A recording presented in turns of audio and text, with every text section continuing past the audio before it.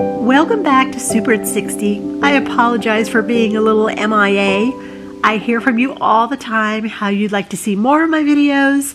I thank you for that, and I will try harder to get more content out to you.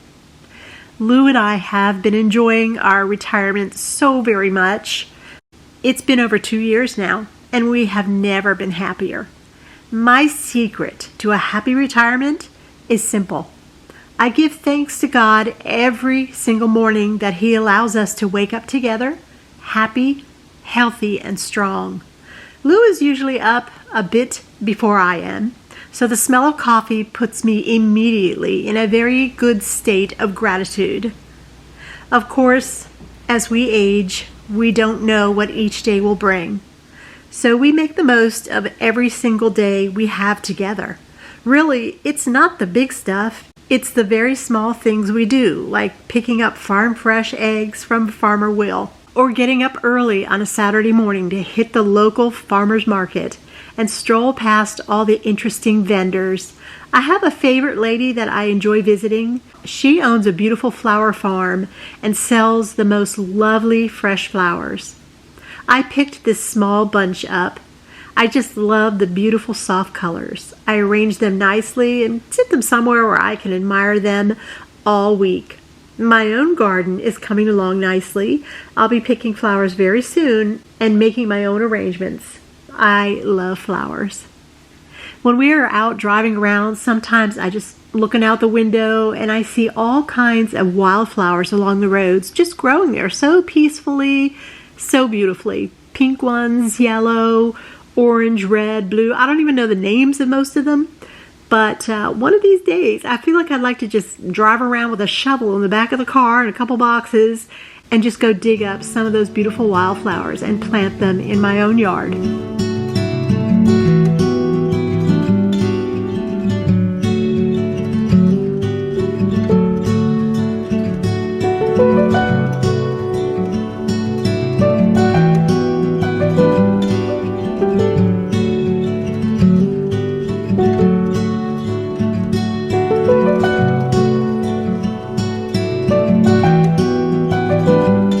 We also enjoy going for a drive to our favorite fresh mineral spring and collect water in glass jars. It is the most delicious, fresh, clean, clear water we've ever had. We have a system now where I pack up the glass jars with some kitchen towels just to buffer them so they don't rub up against each other and chip and crack. And then I hand them off to Lou and he puts them in the back of the car. And then when we get to the mineral water place, we unpack them and I hand them to him. He gets the water in them, he puts the lid on them, and I pack them back again, and I use the kitchen towels again to keep them from hitting each other. It works out very well. We do this about, I'd say every 3, maybe 4 weeks. We collect approximately 12 to 13 gallons at a time. Sometimes when we go there, there's actually a line of cars waiting to fill up their containers. It's a very happy place. I just love going there.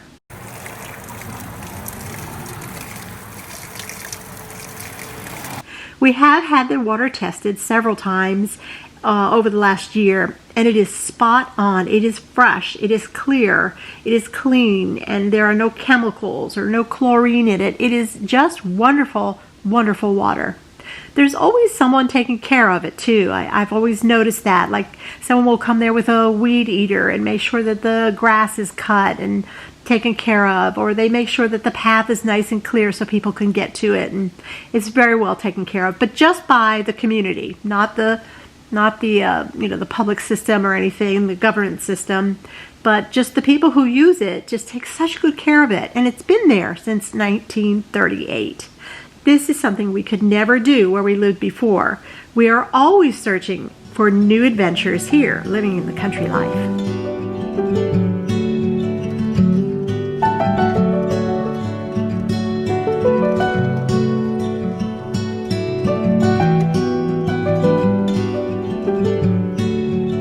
I keep the water jars in this little back area of the kitchen. I think it's called like a mud room or something. This little shelf is the perfect area to store them and grab them when I need them. I use them for coffee, I use them for my electrolyte drinks that I use. I use them just, in a glass of cold water. I also make my sun tea with this water. I simply put 5 tea bags in the top of the half-gallon jar, and I sit it in the sun for a few hours. It is so delicious with ice and some fresh lemon and a little bit of allulose to sweeten. It is a perfect summertime treat.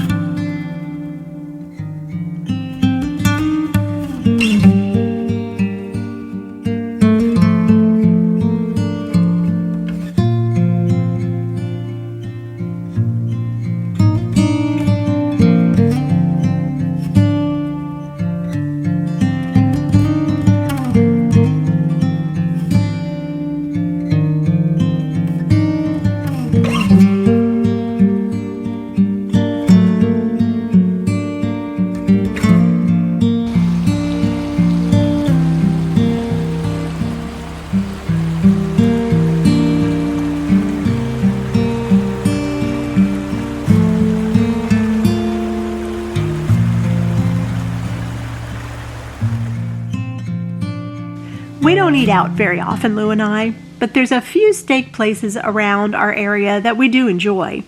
One of them, as you well know probably by now, Texas Roadhouse Steakhouse, is just so good. It's probably our favorite. The reason is probably because it's always so consistent. I mean, it is always good. We've never had a bad meal there. However, let me tell you how we order here.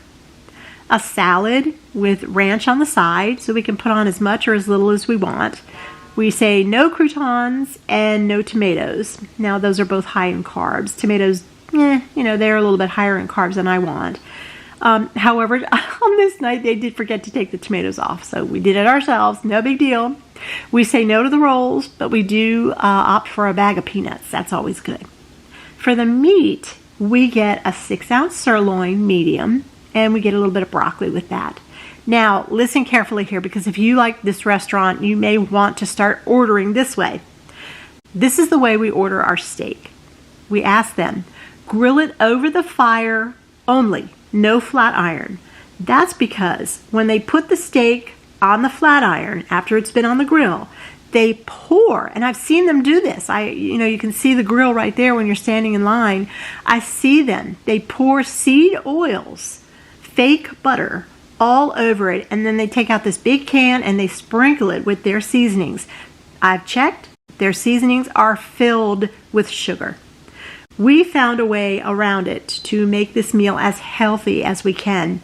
It tastes much better. I encourage you to try ordering it this way if this is a restaurant that you frequent. The waitresses there, whenever we order it this way, they understand completely. So we may not be the only ones who are ordering it this way. For Father's Day, I decided to make Lou a beautiful, creamy, and delicious cheesecake. I made this recently on a video, and I will put that video below if you are interested in making the world's best low-carb cheesecake. It is such a delicious recipe and treat. I begin by making a wonderful, nutty, and buttery crust. It smells just like a sugar cookie as it bakes in the oven for just a few minutes till it's golden brown.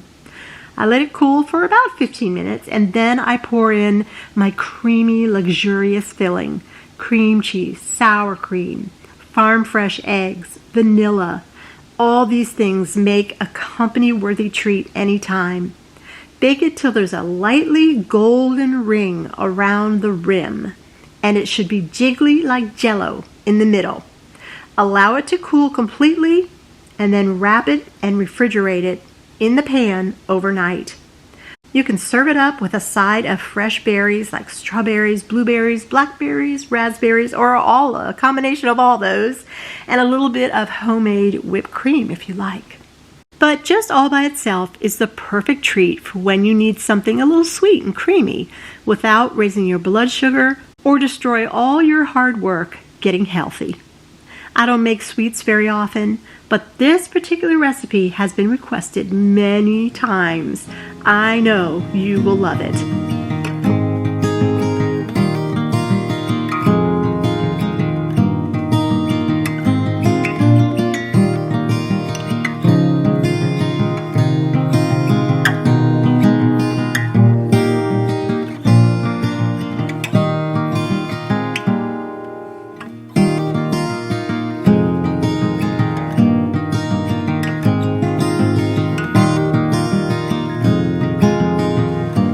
many days I have a candle or something that smells good on my stovetop or on my kitchen counter. Today I filled a beautiful copper pot that I bought at an antique store nearby. And I fill it with water, and then I cut up some fragrant fruits like oranges or apples. Sometimes I'll add lemons or pieces of lime, and I throw them into the pot. I look for the fruit when it goes on sale. Lots of times I'll pre-chop it, a whole bag of apples or a whole bag of oranges, and I'll just put it down in my freezer and take a handful when I need it. I add a few dashes of cinnamon or pumpkin pie spice or something like cloves or cardamom, anything that smells yummy. I simmer it on low all day. Very often someone will say, "Are you baking an apple pie?" It really refreshes the house, and there are no sprays or chemicals involved. Just be certain to turn the stove off before you leave the house.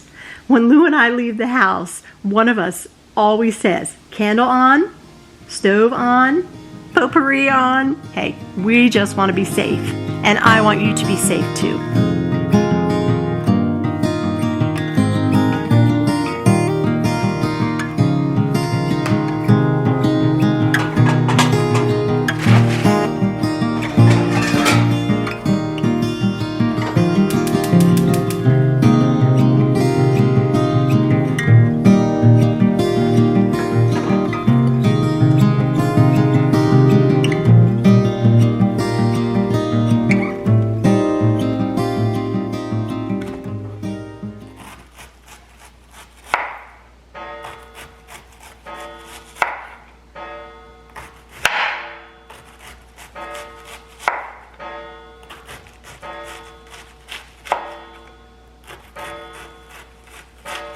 Well, if you followed me for any amount of time, you know that I am the sauerkraut queen.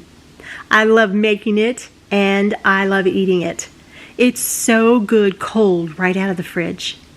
I'm sure many of you have heard by now the incredible gut-friendly benefits of this probiotic-rich food. It's so very beneficial. If you buy it at the store, just know that if you buy it in a can or in a glass jar, it has been heat processed. Therefore, the big benefits are gone. If you need to buy it, it's best if you look by the hot dog and the kielbasa cold section. There may be some over there that have not been processed. But honestly, it's so easy to make. You just need cabbage and salt. I have a wonderful full video tutorial that teaches you everything you need to know about making a delicious sauerkraut. I always save the scraps for the chickens at Farmer Will's. That's a real treat for them. I cut up 3 medium-sized cabbages today and jarred up 2.5 gallons and 1 quart. That should keep us going for a few months. We do honestly eat it with every single supper. There's something comforting about making it yourself. Cabbage is one of the easiest vegetables to ferment. I let my jars sit on the counter for about 3 weeks, but some people like the taste and the texture at 1 to 2 weeks. It is totally up to you and your personal preference. I strongly suggest that you get the glass weights and the rubber lids. You'll have them for a lifetime. You can find a complete set in my Amazon store right below this video. If you know someone who loves sauerkraut, homemade sauerkraut makes such a thoughtful gift. I use half-gallon jars, but you can also just reuse an old spaghetti jar. Just be sure the lids are really clean. I talk more about this in my sauerkraut video tutorial.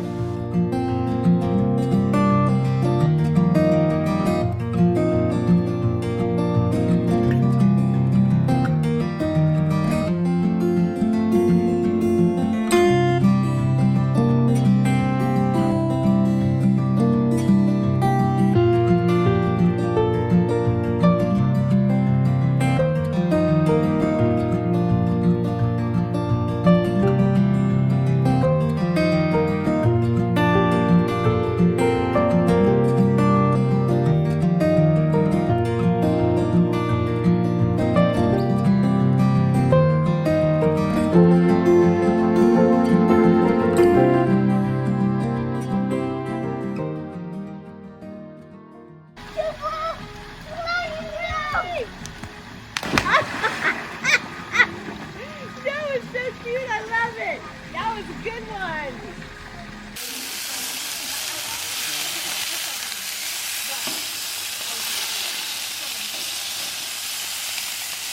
We enjoyed such a wonderful Father's Day with our family.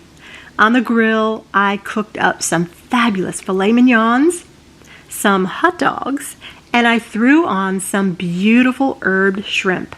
I tossed them in olive oil, salted them, added a little garlic powder, and threw in chopped thyme and basil and rosemary. I took it right out of my herb garden. It's finally growing. They were so delicious.